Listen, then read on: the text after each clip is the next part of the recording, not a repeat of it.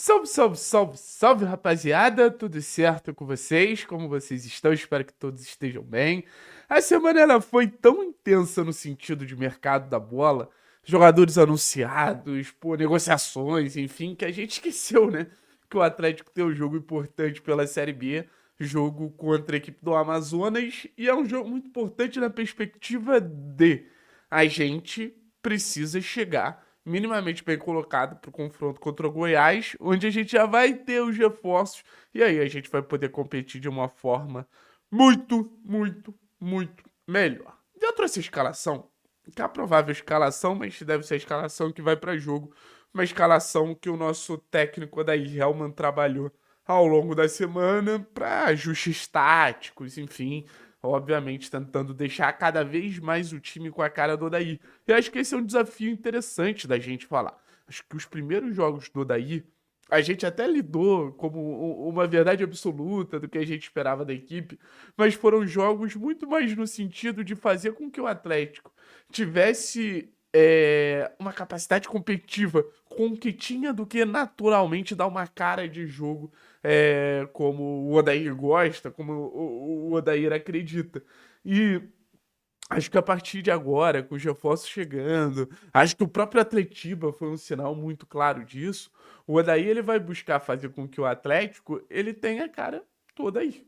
Fazer com que o Atlético tenha a cara do treinador. Então esse é um desafio considerável. Não achem que isso é um desafio simples, não. Então vamos lá. Vamos começar a falar um pouquinho sobre a escalação desse jogo contra o Amazonas. Mikael no gol. E rapaziada, volto a insistir. O Mikael não pode ser queimado, mas o Mikael precisa ser debatido. Eu entendo quem tenta encontrar fatores que justificam o momento do Mikael. Mas, querendo ou não, o 20º goleiro que mais faz defesas na Série B. Então, assim, é um número questionável por si só.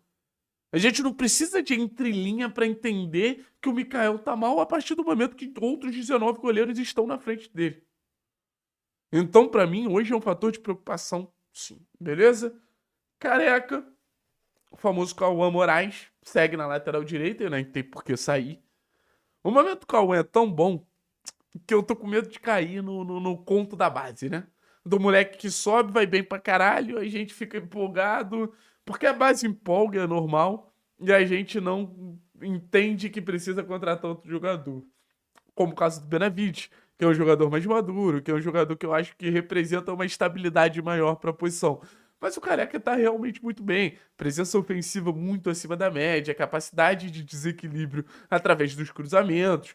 O Careca ele se torna um ponta ali pelo lado direito, até porque o Atlético constrói com três zagueiros e a gente vai falar exatamente dessa intenção. Porque Beleze substitui o Abraão, acho uma troca muito justa, acho que faz muito sentido, acho que o Odair está acertando. O Beleze, pô, tem mais capacidade de fazer uma boa saída de bola. O Beleze tem números melhores tanto pelo alto quanto por baixo, no sentido de desarmar.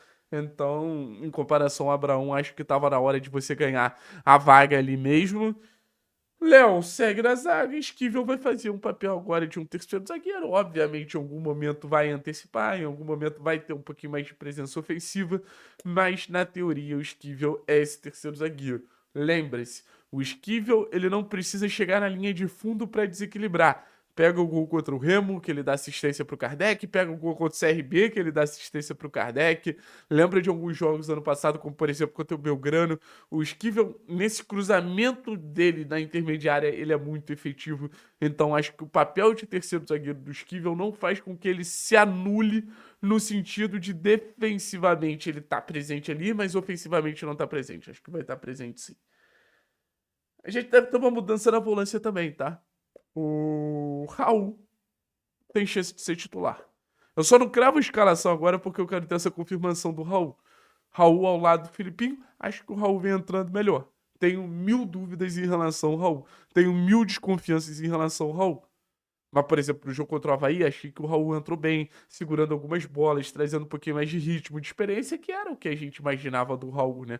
O Raul era para ser esse ponto de segurança do time do Atlético e até agora não conseguiu ser. Então, gera muita desconfiança. É um jogador que tem propostas para deixar o Atlético, mas vamos ver como vai ser o Raul se realmente quer a vaga titular ao lado do Filipinho. Vamos torcer pro Filipinho fazer aqueles jogos de muitos desarmes, muitas roubadas de bola, que é o melhor que o Filipinho pode entregar.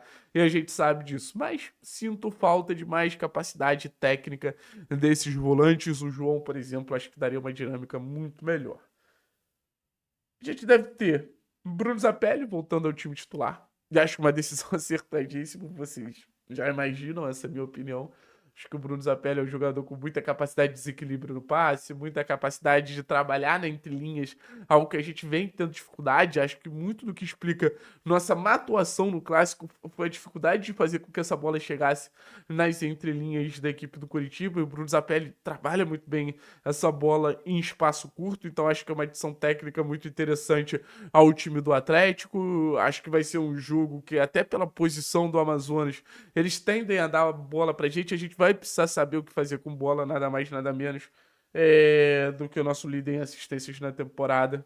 Acredito que seja ele ainda, para tentar encontrar esses espaços. Patrick deve ser o jogador mais atuante pelo lado esquerdo ali, para fazer aquela dupla com o Esquivel. Pelo menos é esse o comportamento que a gente vem vendo do Patrick. O Patrick foi bem no Atletiba no primeiro tempo, quando ainda tinha fôlego para pressionar. O Patrick pressionando, acho que entrega uma cara interessante ao time do Atlético. Vamos lidar assim, vamos usar isso como base para elogiar o nosso mano Patrick. E na frente, dupla de ataque, como a gente já imagina, Luiz Fernando e Allan Kardec, que possam entregar alguns golzinhos, né? Que possam entregar alguma capacidade ali de fazer com que o Atlético pegue o momento que ele vai bem no jogo, que ele entrega no jogo, que ele é desequilibrante no jogo, para fazer os gols, porque o Atlético ele foi muito doído nesse sentido, né, minha rapaziada?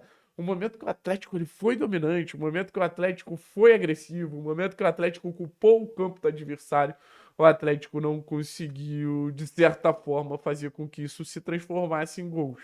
E o Atlético que tem esse fato muito claro, eu acho que na campanha de toda a Série B, que é transformar bons momentos em gols. Transformar momentos efetivos em gols. Transformar momentos que o time consegue gerar desequilíbrios em gols. Tá? Então eu acho que esse é um ponto muito importante para a gente ter como base. Acho que esse é um ponto muito desequilibrante para a gente ter como base, fazer com que o Atlético efetivamente seja um time forte, efetivamente seja um time desequilibrante, efetivamente seja um time acima da média. Vamos ver se a entrada do Zapelli surte efeito, se o Atlético consegue ser mais criativo, fazer com que essas chances elas sejam mais perigosas. E, enfim, vamos ver a entrada do Raul, se a gente consegue ter um pouquinho mais da bola também. É um cenário que eu acredito que a gente possa, sei lá, ser mais atuante, ser mais atlético. Que a gente ainda não conseguiu ser direito nessa Série B. Valeu, pessoal. Tamo junto, forte abraço, é nóis, tchau, tchau.